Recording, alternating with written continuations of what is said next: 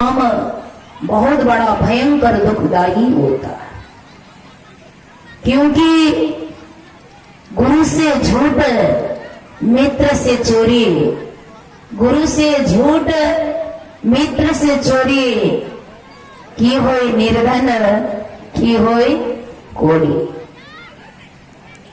सुदामा ने एक ही बार अपने मित्र कृष्ण कन्हैया से झूठ बोला, परिणाम क्या हुआ? सुदामा दरिद्र हो गया।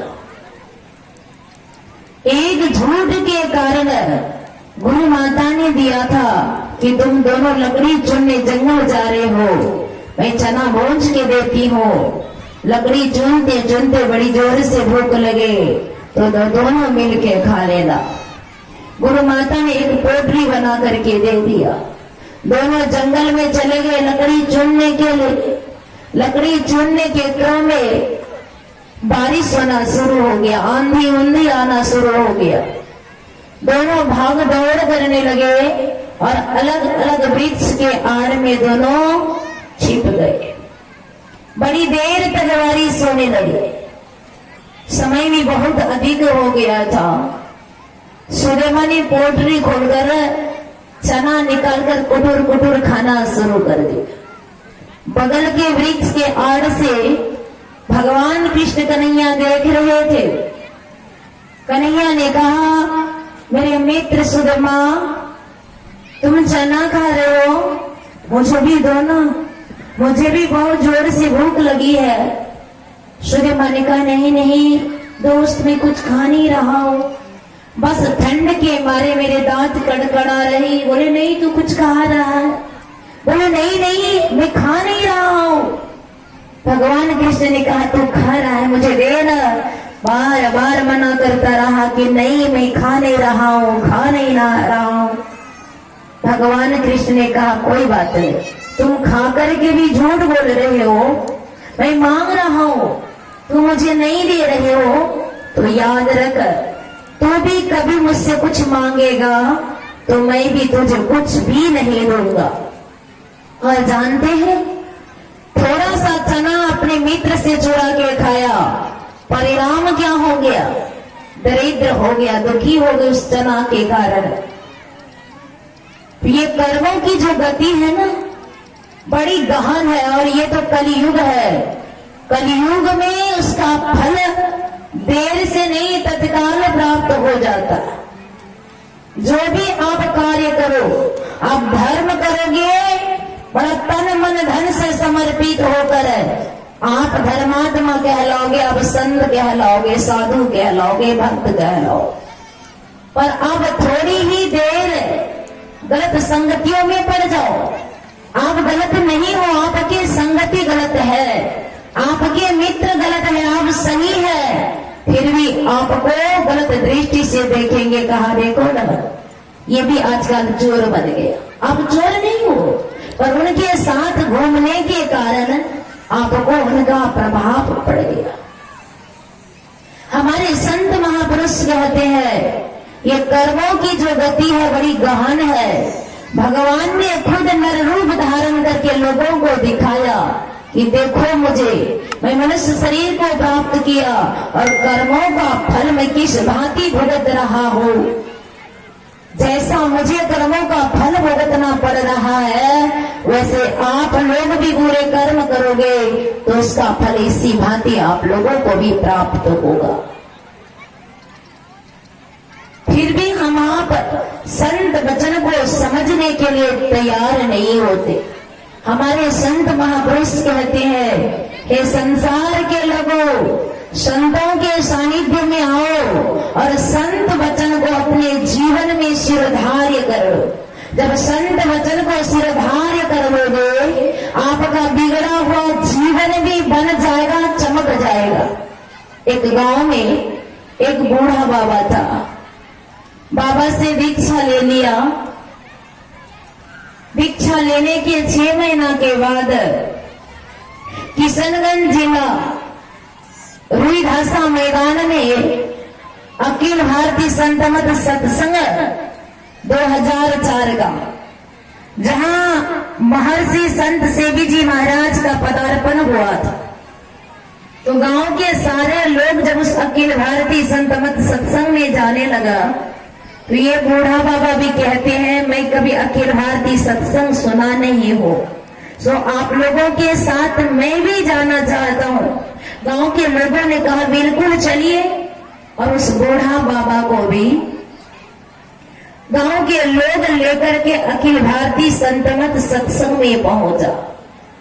पर जाते वक्त ही पंडाल के पास पहुंचते ही इतना भीड़ कि उसी भीड़ में अपने मित्र के साथ बिछुड़ गए।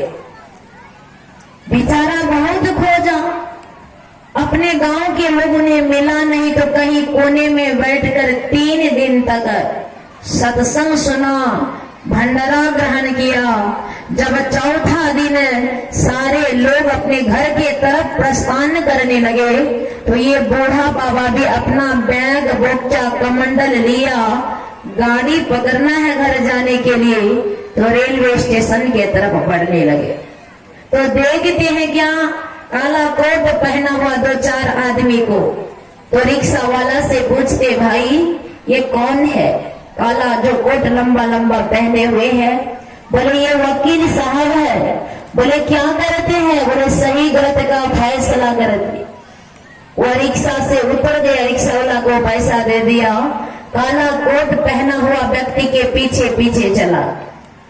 जब वकील साहब अपना ऑफिस में प्रवेश किया, तो ये बूढ़ा बाबा भी अपना पोटरी पाटरा लेकर के उसके पीछे गया, और उसी के कमरा के पास अपना बोरा कमंडल रख दिया, और उस वकील साहब के साथ उनके कक्ष में प्रवेश किया। वकील साहब अपने सीट में जब जाके बैठते हैं, तो यह बूढ़ा बाबा खड़े हैं। वकील साहब पूछते हैं आपको कौन चीज का फैसला करना है, जगह जमीन का फैसला या कुछ मुद्दा मामला है। बूढ़ा बाबा ने कहा ये सारे फैसले के लिए मैं यहाँ नहीं आया हूँ। बोले तो कौन सी फैसला, बोले मैं 3 दिन तक रुद्रहासा मैदान में अखिल भारतीय संत मत सत्संग को श्रवण किया है, सो मैंने सही किया है कि गलत किया, इसका फैसला आप मुझे कर दीजिए। वकील साहब ने विचार किया कि इस बूढ़ा बाबा से बात करने लगूं तो मेरा समय बर्बाद हो, कोई ऐसा काम करता हो ताकि ये तुरंत मेरा ऑफिस छोड़ के चले जाए। बूढ़ा बाबा के तरफ देख कर वकील साहब कहता है देखिए आपका फैसला तो मैं कर दूंगा, पर एक फैसला का 50 रुपया लगेगा। बूढ़ा बाबा देहाती था, पैसे का कमी था नहीं, पॉकेट से 50 रुपया निकाला और तराक कर रख दिया, सामने रख दिया। आज जहां बैठे हुए हैं आपके मारखंड, झारखंड तो हम सुने थे, मारखंड नहीं सुने थे। मार का अर्थ मारना, अखंड का अर्थ तो टुकड़ा टुकड़ा करना। हम लोग यहाँ जो 2 दिन बैठेंगे मारखंड में, इंद्रियों को टुकड़ा टुकड़ा करके वीर बन के निकल जाएंगे। तो एक जगह से मेरा फोन आया नेपाल में, और बहुत बड़ा फैक्ट्री का मालिक है, उनकी फैक्ट्री में 500 से अधिक लोग काम करते हैं। उनका अपना निजी फैक्ट्री दमक में भी है और भैरवा में भी है। तो हमें फोन किया गया, बोले दीदी जी 2 दिन का सत्संग का हमें समय चाहिए। मैंने कहा कहां पर, बोले फारबिसगंज में भव्य सत्संग करवाना। मैंने कहा झारखंड में प्रोग्राम दिया हुआ है, हम नहीं दे पाएंगे।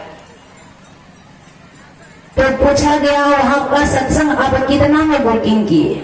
मैंने कोई बुकिंग शोकिंग किया नहीं।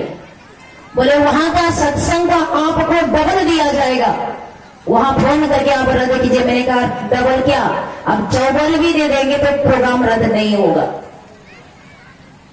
बोले दीदी जी लाज बचा लीजिए, हमें समय दिया जाए। मैंने कहा मेरे पास समय है नहीं और हम दे नहीं पाएंगे। ठीक है, आप सत्संग कराना ही चाहते हैं तो 8 मई के बाद मेरे पास समय खाली है, हो सकता है हम समस्तीपुर से लौट कर आपका सत्संग कर देंगे। बोले नहीं उसी टाइम पे चाहिए। मैंने कहा मेरे पास टाइम नहीं है, हम नहीं दे पाएंगे, आप किसी और से करवा लीजिए। तो फिर क्या था?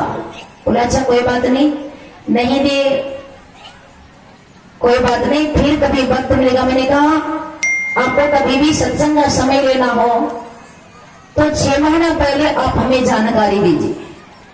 हो सकता है कहीं खाली हो जाए, बीच बीच में खाली छोड़ते रेस्ट के लिए, वहां हम आपको सत्संग का समय फिक्स कर देंगे, पर कहेंगे कि 15 दिन 1 महीना पहले हमें बुकिंग कर दिया जाए, मेरे पास खाली नहीं रहता, हम नहीं दे सकते। हम सुना रहे थे वो बूढ़े बाबा की बात। बूढ़ा बाबा से कहा गया कि वो एक फैसला का 50 रुपया लगेगा, यदि आप दे सकते हैं तो मैं फैसला कर